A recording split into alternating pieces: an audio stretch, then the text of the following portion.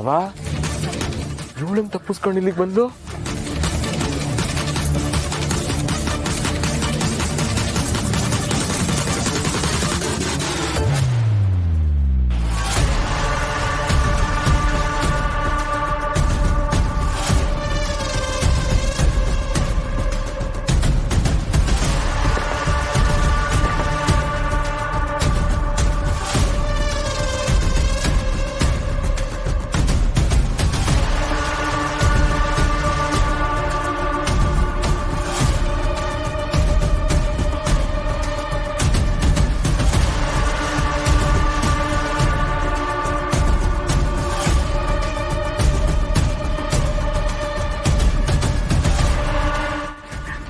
ರಾಜಿಯವರೇ please ನನ್ನ ಇಲ್ಲಿಂದ first ಕಾಪಾಡಿ.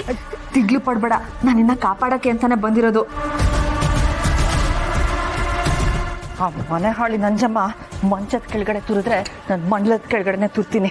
ಅವ್ರನ್ನ ಮಾತ್ರ ಸುಮ್ಮನೆ ಬಿಡಬಾರ್ದು. ನಾನು ಎಲ್ಲಿ ಸ್ನೇಹನ ವಿರುದ್ಧ ಎಲೆಕ್ಷನ್ ಅಲ್ಲಿ ಗೆದ್ಬಿಡ್ತೀನಿ ಅಂತ 3 ಜನ ಸೇರ್ಕೊಂಡು ನನ್ನ ಇಲ್ಲಿ ಕೂಡ ಹಾಕಿದ್ದಾರೆ. ನಂಗೆ ಗೊತ್ತು ಕಣ್ರಾದ, ಅವ್ರ ಮ್ಯಾಕೆ ಅನುಮಾನ ಬಂದನೆ. ನಾನು ಪ್ಲಾನ್ ಮಾಡಿ ಅವರೆಲ್ಲ ಇಲ್ಲಿ ಬರೋಂಗ್ ಮಾಡಿ ನೀನ್ ಇರೋ ಜಾಗನ ಕಂಡುಹಿಡಿದಿದ್ದು. ನಿಜವಾಗ್ಲೂ ನೀವು ಇಲ್ಲಿ ಬಂದಿಲ್ಲ ಅಂದಿದ್ರೆ ಎಲೆಕ್ಷನ್ ಮುಗಿಯೋವರೆಗೂ ಅವ್ರು ನನ್ನನ್ನು ಬಿಡ್ತಾನೆ ಇರ್ಲಿಲ್ಲ ಅನ್ಸುತ್ತೆ. ನೀನ್ ಸೋಲ್ಬಾರ್ದು ಅಂತಾನೆ ನಾನು ಇಲ್ಲಿಗೆ ಬಂದು ನಿನ್ನ ಕಾಪಾಡಿದ್ದು. ನಿಂಗೆ ಏನು ಆಗ್ಬಾರ್ದು, ನೀನ್ ಎಲೆಕ್ಷನ್ ಗೆಲ್ಬೇಕು ರಾಧಾ. ನನ್ ಕಾಣ್ಲಿಲ್ಲ ಅಂತ ಪಾರ್ಟಿ ಮೆಂಬರ್ಸ್ ಎಲ್ಲ ಟೆನ್ಷನ್ ಮಾಡ್ಕೊಂಡಿದ್ರ ಹೇಗೆ?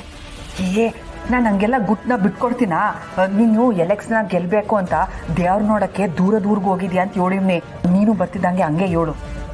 ಸರಿ ರಾಜಿ ಅವರೇ, ಥ್ಯಾಂಕ್ ಯು ಸೋ ಮಚ್. ನೀವಿವತ್ತು ನನ್ನನ್ನು ಕಾಪಾಡಿದ್ದೀರಾ. ನಾನು ಇದನ್ನು ಯಾವತ್ತೂ ಮರೆಯಲ್ಲ. ಅಯ್ಯೋ ಥ್ಯಾಂಕ್ಸ್ ಎಲ್ಲ ಬೇಡ.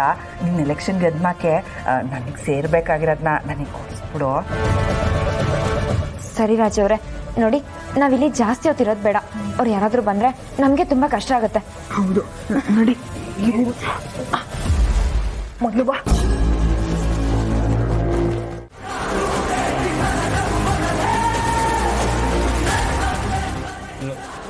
ನೋಡ್ಬಿಟ್ಟಮೆ, ನೀನು ಆ ಮಾರಿ ಪರ ಯಾಕೆ ನಿಂತಿದ್ಯಾ ಅಂತ ನಮ್ಗೆಲ್ರಿಗೂ ಗೊತ್ತಾಗಬೇಕು. ಅಲ್ಲಿಗಂಟ ನಾವು ಬಿಡೋಕ್ಕಿಲ್ಲ. ಅತಿಯಾಗಿ ಕೆತ್ತಿರೆ ಮಣ್ಣು ಸಡ್ಲ ಆಯ್ತದೆ ಹೊರ್ತು ಮನಸ್ಸು ಮೃದು ಆಗಕ್ಕಿಲ್ಲ. ನೀರ್ನ ತಾನಾಗೆ ತಿಳಿಯಾಗಕ್ಕೆ ಬಿಟ್ಬಿಡೋದು ಬುದ್ಧಿವಂತರ ಲಕ್ಷಣ.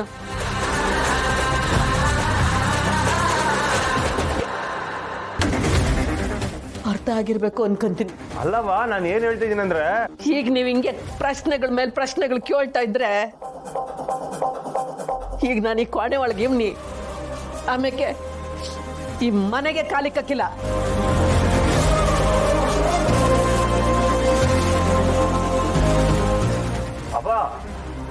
ಬೇಡ ರೀ, ಅವ್ರಿಗೆ ಹೇಳಕ್ ಇಷ್ಟ ಇಲ್ಲ ಅನ್ಸುತ್ತೆ. ನೀವು ಬಲವಂತ ಮಾಡ್ಬಿಡಿ, ಬಿಟ್ಬಿಡಿ. ಕಂಠಿಯವ್ರೆ, ಇದು ಧರ್ಮ ಅಧರ್ಮದ ಯುದ್ಧ. ಯಾರು ಪರವಾಗಿ ನಿಂತರೂ ಧರ್ಮನೇ ಗೆಲ್ಲೋದು. ನೀವು ಹಿಂದೆ ಸರಿಬೇಡಿ.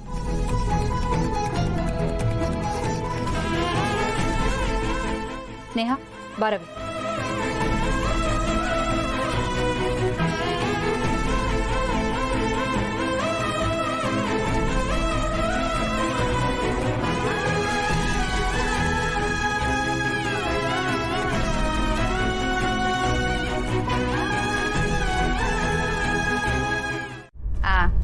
ಅದೇ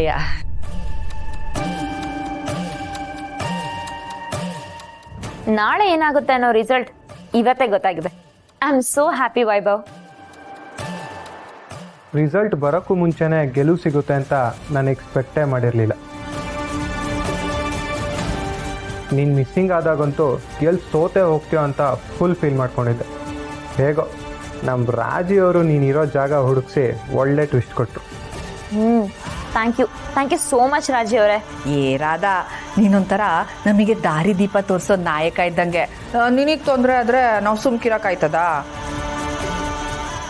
ಆದ್ರೂ ನೀವು ನನ್ನ ಬಚಾವ್ ಮಾಡಿ ತುಂಬಾ ಒಳ್ಳೆ ಕೆಲಸ ಮಾಡಿದ್ರಿ. ಇವತ್ತ ಕಂಠಿ ಮುಖದಲ್ಲಿ ನೋವು ನೋಡೋದಕ್ಕಾದ್ರೂ ನಾವು ವಾಪಸ್ ಬರ್ಬೇಕಿತ್ತು. ಆ ಕಂಠಿ ಅಷ್ಟೊಂದು ಉರ್ಕೊಂಡಿದ್ನಾ? ಬರೀ ಉರ್ಕೊಳ್ಳೋದಷ್ಟೇ ಅಲ್ಲ ವೈಭವ್, ಸುಟ್ಟು ಬೂದಿಯಾಗಿದ್ದ. ಬರೀ ಕಂಠಿ ಮಾತ್ರ ಅಲ್ಲ, ಆ ಸ್ನೇಹ, ಪುಟ್ಟಕ್ಕ ಮನೆಯವರು ಎಲ್ಲರೂ ಫುಲ್ ಬ್ಲಾಸ್ಟ್ ಆಗಿದ್ರು. ಏ ಆ ಪುಟ್ಟಕ್ಕ ರಾಧನ್ ಪರ ಪ್ರಚಾರಕ್ಕೆ ಬರ್ತಿದ್ದಂಗೆ ಜನರ ತರ ನಾನು ಸಾಕಾಗೋದೆ. ಈ ರಾಧಾ ಏನೇ ಮಾಡಿದ್ರು ಪ್ಲಾನ್ ಮಾಡೇ ಮಾಡೋದು ರಾಜಿಯವರೇ. ಒಟ್ಟಾಗೆ ಇವತ್ತು ಎಲ್ರಿಗೂ ಸರಿಗೆ ಕರೆಂಟ್ ಸಾಕ್ ಸಿಕ್ತು. ನಿನ್ನನ್ನು ಕಿಡ್ನಾಪ್ ಮಾಡಿದ್ದ ಕಾಳಿ ನಂಚಮ್ಮಂಗೆ ಏನಾದರೂ ಪನಿಷ್ಮೆಂಟ್ ಕೊಡ್ಬೇಕಾಯ್ತು ರಾಧಾ. ಎಲೆಕ್ಷನ್ ರಿಸಲ್ಟ್ ಬರಲಿ ವೈಭವ್, ನಾನು ಅಧಿಕಾರದ ಕುರ್ಚಿಲಿ ಕೂತ ತಕ್ಷಣ ನಾನು ಮೊದಲನೇ ಟಾರ್ಗೆಟ್ ಅವರೇ. ಅಲ್ಲ ರಾಧಾ, ಬಂಗಾರಮ್ಮನ ಬಲಾನೇ ಪುಟ್ಟಕ್ಕ. ಅಂತ ಪುಟ್ಟಕ್ಕನೇ ನಿನ್ನ ಪರ ಪ್ರಚಾರಕ್ಕೆ ಬಂದಿದ್ದಾರೆ ಅಂದರೆ ಅದು ಹೇಗೆ ಸಾಧ್ಯ? ಎಲ್ಲ ನಮ್ ರಾಧಾದೇವಿಯವ್ರ ಮಹಿಮೆ. ನಾವು ಬರೀ ಕುಂತಾಗ ನಿಂತಾಗ ಪಿಲಾನ್ ಮಾಡಿದ್ರೆ ಅವಳು ನಿದ್ದೆಲ್ ಕೂಡ ಪಿಲಾನ್ ಮಾಡಿರ್ತಾಳೆ. ನಿಜವಾಗ್ಲೂ ನನಗೆ ಆಶ್ಚರ್ಯ ಅನಿಸ್ತಿದೆ ರಾಧಾ. ಅಲ್ಲ, ಆ ಪುಟ್ಟಕ್ಕ ನೋಡಿದ್ರೆ ನೀತಿ ನೀಯತ್ತು ಜೀವನದಲ್ಲಿ ತತ್ವಗಳನ್ನ ಹಿಡ್ಕೊಂಡು ಬದುಕ್ತಾ ಇರೋ ಜೀವ ಅಂತ ಎಲ್ಲ ಹೇಳ್ತಾರೆ. ಅಂಥ ಪುಟ್ಟಕ್ಕ ನಿನ್ನ ಜೊತೆ ವಾಟ್ ಎ ವಂಡರ್. ಇಲ್ಲಿ ಯಾರು ಯಾರ ಪರನೂ ನಿಲ್ಲಲ್ಲ ವೈಭವ್, ನಿಲ್ಲೋ ಹಾಗೆ ನಾವು ಮಾಡ್ಕೋಬೇಕಷ್ಟೆ. ನಾನು ಮಾಡಿದ್ ಕೂಡ ಅದನ್ನೇ. ಅದೇ ಹೇಗೆ?